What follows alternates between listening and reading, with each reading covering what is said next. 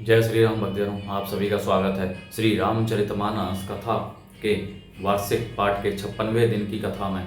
श्री रामचरितमानस वार्षिक पाठ में हम प्रतिदिन 3 दोहे पढ़ते हैं, जिससे हमारी संपूर्ण रामायण एक वर्ष में पूर्ण हो जाती है। जिन भक्तजनों पे समय की कमी रहती है वे प्रतिदिन मात्र 3 दोहे पढ़कर 10 से 15 मिनट देकर श्री रामचरितमानस का पाठ करके अपने जीवन को सफल बना सकते हैं। श्री रामचरितमानस श्री तुलसीदास जी द्वारा रचित हिंदी अवधी भाषा में लिखा हुआ ग्रंथ है, जिसको पढ़ने के लिए संस्कृत के ज्ञान का होना आवश्यक नहीं है। श्री रामचरितमानस का पाठ करने से हम अपने दैनिक सामाजिक आर्थिक जीवन में आने वाली कठिनाइयों को आसानी से पार करते हुए सुख व दुख को समान समझते हुए श्री रामचरितमानस का पाठ करके अपने जीवन को सफल बना सकते हैं। श्री रामचरितमानस का पाठ करने से पूर्व हम शिव शंकर भोलेनाथ पार्वती माता को प्रणाम व आह्वान करते हैं, जिन्होंने सर्वप्रथम श्री राम नाम की रचना की और इस संसार को श्री राम नाम प्रदान किया। तत्पश्चात सभी गुरुजनों, सभी देव देवताओं को प्रणाम व आह्वान करते हैं कि वे भी हमारी श्री रामचरितमानस में सम्मिलित हों और हमें अपना आशीर्वाद प्रदान करें। बोलो जय सिया और रामचंद्र की जय। तो शुरू करते हैं आज की कथा। एवं अस्तु कही कपट मुनि बोला कुटिल बहोरी, मिलब हमारे भोलावे निज कहू ते हम ही ने खोरी। मंगल भवनीय मंगलहारी द्रवऊ सुदशरथ अजय विहारी। एवं अस्तु ऐसा ही हो कहकर वह कुटिल कपटी मुनि फिर बोला, किंतु तुम मेरे मिलने तथा अपने राह भूल जाने की बात किसी से कहना नहीं। यदि कह दोगे तो हमारा दोष नहीं। ताते मैं तो ही पर जाऊं राजा, कहें कथा तब परम अकाजा। छठे सिरवन यह भरत कहानी, नास तुम्हारे सत्य मम बानी। हे राजन, मैं तुमको इसलिए मना करता हूँ कि इस प्रसंग को कहने से तुम्हारी बड़ी हानि होगी। छठे कान में यह बात पढ़ते ही तुम्हारा नाश हो जाएगा। मेरा यह वचन सत्य जानना। यह प्रगटे अथवा द्विजश्रापा, नास तोर सोनु भानु प्रतापा। आन उपाय निधन तब नाही, जो हरिहर कोप ही मन माही। हे प्रताप भानु सुनो, इस बात के प्रकट करने से अथवा ब्राह्मणों के श्राप से तुम्हारा नाश होगा, और किसी उपाय से चाहे ब्रह्मा और शंकर भी मन में क्रोध करें तुम्हारी मृत्यु नहीं होगी। सत्यनाथ पद गही निर्विभाषा, द्विज गुर कोप कहु को राखा। राखई गुरु जो कोप विधाता, गुर विरोध नहीं को जग त्राता। राजा ने मुनि के चरण पकड़कर कहा, हे स्वामी, सत्य ही है, ब्राह्मण और गुरु के क्रोध से कहिए कौन रक्षा कर सकता है। यदि ब्रह्मा भी क्रोध करें तो गुरु बचा लेते हैं, पर गुरु से विरोध करने पर जगत में कोई भी बचाने वाला नहीं है। जौने चलब हम कहे तुम्हारे, हो ना से नहीं सोचे हमारे। एक ही डर डर पत मन मोरा, प्रभु मही देव श्राप अति घोरा। यदि मैं आपके कथन के अनुसार नहीं चलूंगा तो भले ही मेरा नाश हो जाए, मुझे इसकी चिंता नहीं है। मेरा मन तो हे प्रभु केवल एक ही डर से डर रहा है कि ब्राह्मणों का श्राप बड़ा भयानक होता है। हो ही विप्र बस कवन बेदी कहू, कृपा करी सोऊ। तुम्हें तजी दीन दयाल निज हेतु न देखूं को। मंगल भवनीय मंगलहारी, द्रवऊ सुदशरथ अजय विहारी। वे ब्राह्मण किस प्रकार से वश में हो सकते हैं, कृपा करके वह भी बताइए। हे दीन दयालु, आपको छोड़कर और किसी को मैं अपना हेतु नहीं देखता।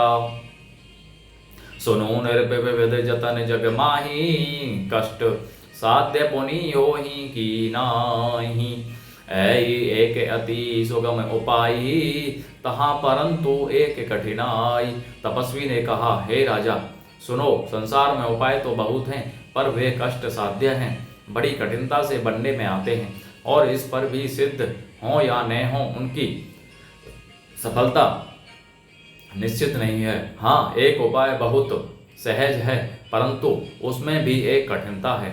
मम आधीन जुगुती निरप सोई, मोर जाव तब नगर ने होई। आजू लगे अरु जब ते भयऊ, काहू के ग्रह ग्राम ने गयऊ। हे राजन, वह युक्ति तो मेरे हाथ है, पर मेरा जाना तुम्हारे नगर में हो नहीं सकता। जब से पैदा हुआ हूँ तब से आज तक मैं किसी के घर अथवा गांव नहीं गया। जौने जाऊं तब हो काजू, बना आई समंजस आजू। मुनि सुनी महिष बोले ओ मृदु वाणी, नाथ निगम असीनी ति बखानी। परंतु यदि नहीं जाता हूँ तो तुम्हारा काम बिगड़ता है।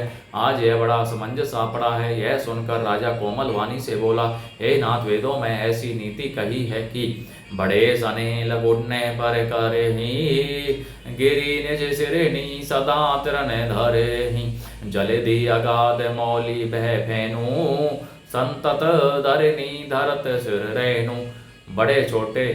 बड़े लोग छोटों पर स्नेह करते ही हैं। पर्वत अपने सिरों पर सदा तृण घास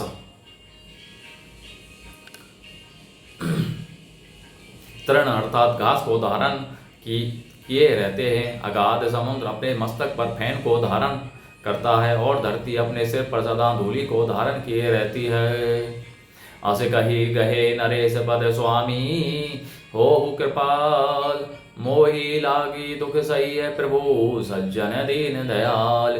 मंगल भवनीय मंगलहारी, द्रवौ सो दशरथ अजर विहारी। ऐसा कहकर राजा ने मुनि के चरण पकड़ लिए और कहा, हे स्वामी, कृपा कीजिए, आप संत हैं, दीन दयालु हैं, अतः हे प्रभु, मेरे लिए इतना कष्ट अवश्य सही है। जानी निरपेही आपन आधीना, बोला तापस कपट प्रवीणा। सत्य कहूँ भूपति सुनू तो ही, जगे नाहिन दुर्लभ कछु मोही। राजा को अपने अधीन जानकर कपट में प्रवीण तपस्वी बोला, हे राजन सुनो, मैं तुमसे सत्य कहता हूँ, जगत में मुझे कुछ भी दुर्लभ नहीं है। अवसी काज में करी हूँ तोरा, मन तन बचन भगत ते मोरा।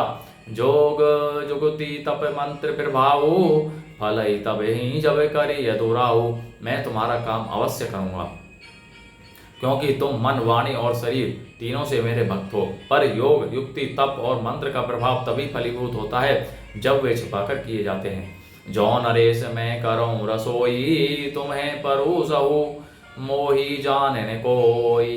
अन्न सो जोई जोई भोजन करई, सोई सोई तब आए सो अनुसरई। हे नरपति, मैं यदि रसोई बनाऊं और तुम उसे परोसो और मुझे कोई जानने न पावे, तो उस अन्न को जो खाएगा सो तुम्हारा आज्ञाकारी बन जाएगा। पुनीत ने के ग्रह जे वही जोरू, तब बस होई भूप सुनू। सो जाय उपाय रचहु नृप एहु, संबत भरी संकल्प करेहु। यही नहीं, उन भोजन करने वालों के घर भी जो कोई भोजन करेगा, हे राजन सुनो, वह भी तुम्हारे अधीन हो जाएगा। हे राजन, जाकर यही उपाय करो और वर्ष भर भोजन कराने का संकल्प कर लेना। नित्य नूतन द्विज सहस सत बरे हो सहित परिवार, मैं तुम्हारे संकल्प लगी दिन ही करे विजय विनार। मंगल भवनीय मंगलहारी, द्रवौ सो दशरथ अजर बिहारी। नित्य नए 1 लाख ब्राह्मणों को कुटुंब सहित निमंत्रण करना। मैं तुम्हारे संकल्प के काल अर्थात 1 वर्ष तक प्रतिदिन भोजन बना दिया करूँगा। बोलो जय श्री रामचंद्र की जय।